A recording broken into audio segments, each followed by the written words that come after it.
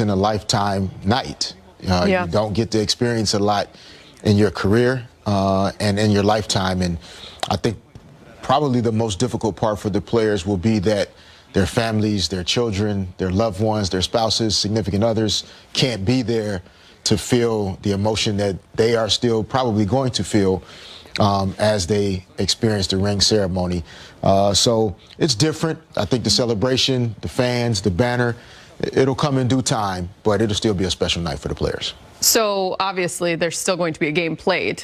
What is the key to not having an emotional letdown, a mental letdown, just in terms of that excitement and then having to refocus, lock in to start the season the way you want to? Yeah, I think what helps, honestly, is that they're playing the Clippers. There you go, it's built in. And I do believe that helps personalize the game in a different way.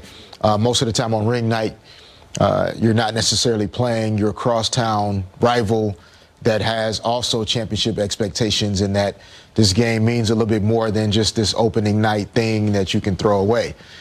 People are going to put a lot of stock into this game, whether it means anything or not. So I think they kind of have a built-in reason why they're probably going to still try to come out and shake off the ring ceremony and try to win the game. Do you think they will still be damp? It's one of my favorite things that you talked about in the preseason, damp from having just won the title not too long ago.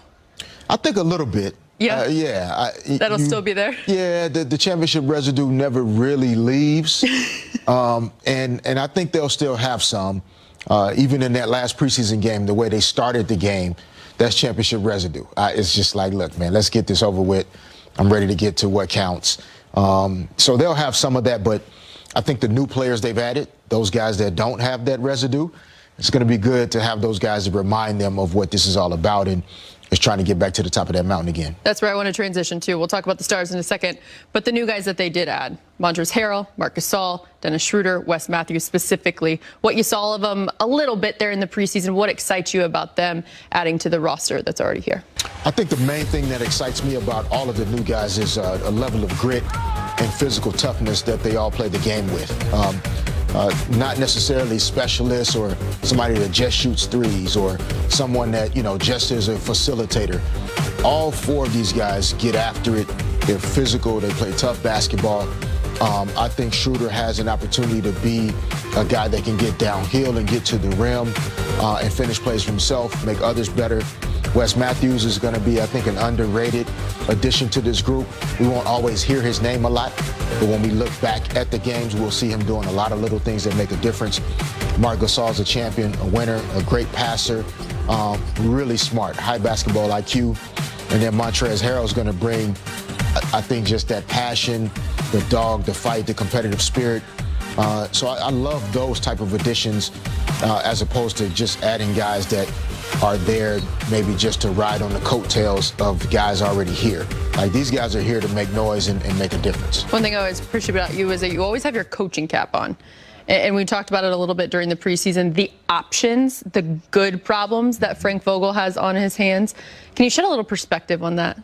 Yeah, as a coach, it's you're basically a handyman or a handy woman, and you have a toolbox.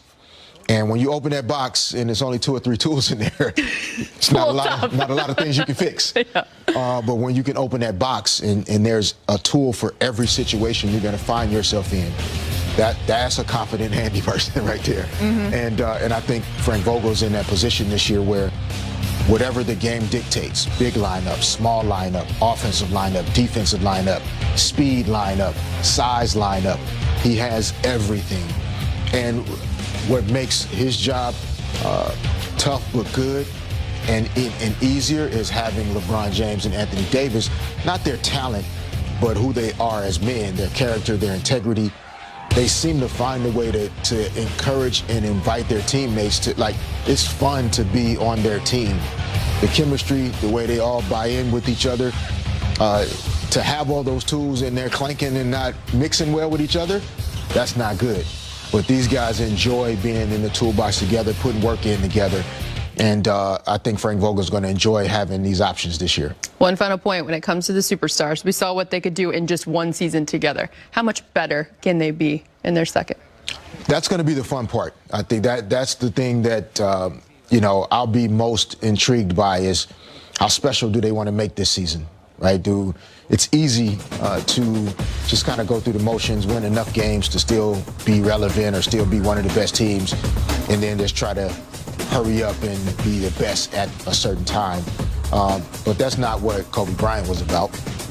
Right? That's not what the great ones are about. I don't think LeBron has been about that in his career necessarily. You're not guaranteed to get to next month or 3 months or 4 months from now. Only thing you can control is opening night. And if they can find a way, that's what I loved about Frank Vogel's approach last year. All he was about was today, this game, tonight, this quarter, this possession. And if they can really remain in love with the process, remain in love with dating and courting, right? Enjoy that part of the process and don't get bored. That's when you can look up in the 72-game season and they can be, 60-12. And that you don't have to get complacent. You can be special, and that's what I want to see. I want to see him really shoot and strive to be special this year. Special like him, 5-time champ. D-Fish, thanks as always. Thank you, Ali. Pete, back over to you. Potentially Kuzma. But what matters here is that this second unit gels and plays really well together, because when you take into account the context of this season, how long it stretched out and then how short the offseason was, the mileage on LeBron and the way last season the Lakers often cratered whenever LeBron was off the floor, not even for that long. And also, Anthony Davis carried a pretty big burden last season as well. It is crucial that you can put a second unit out there that, forget just matching buckets, can actually build leads. I think it's going to make it the easiest way to allow LeBron and AD to recharge from last season.